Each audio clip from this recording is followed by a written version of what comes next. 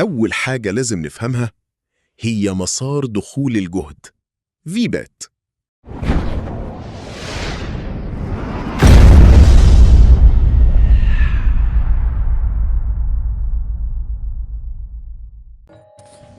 قبل ما نبدأ ما تنساش تفعل زر الجرس وتشترك في القناة علشان يوصلك محتوى الكورس كامل. يلا بينا. أي موبايل لازم يدخل له جهد من البطارية، والجهد ده بيمشي في مسار محدد. بيبدأ من البطارية، بعد كده يعدي على عناصر حماية زي الفيوز أو مقاومة، ثم يوصل لأي سي الشحن، وفي النهاية يدخل على أي سي الباور. لو المسار ده فيه أي فصل الجهاز هيبقى ميت تماما. نيجي لأهم عنصر في البوردة، اي سي الباور أو PMIC. ده ببساطة قلب الموبايل. وظيفته يستقبل الجهد من البطارية ويوزعه على كل أجزاء الجهاز، وكمان يحول الجهد لأكتر من قيمة مختلفة علشان يناسب كل دايرة، وكمان مسؤول عن تشغيل وإيقاف الدوائر. طيب إيه هي خطوط الباور الأساسية؟ أول خط VBAT أو VPH_Power، وده الخط الرئيسي. بعد كده VRIG، وده خرج من IC الباور. وعندنا VCore للمعالج، و VIO للإشارات، و VRAM للذاكرة.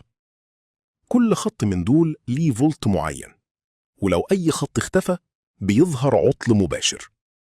أول عطل: الجهاز لا يعمل، وده سببه غالباً فصل في مسار VBAT أو IC باور تالف، أو شورت على خط رئيسي.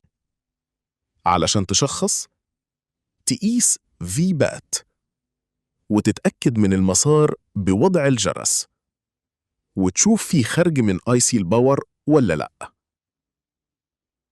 تاني عطل: سخونة البوردة، غالباً بسبب شورت أو IC باور أو مكثف تالف.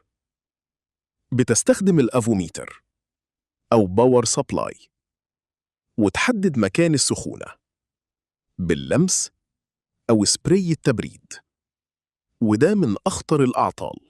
تالت عطل: سحب عالي. الجهاز بيسحب أمبير عالي بدون تشغيل، أو يسحب ويقف.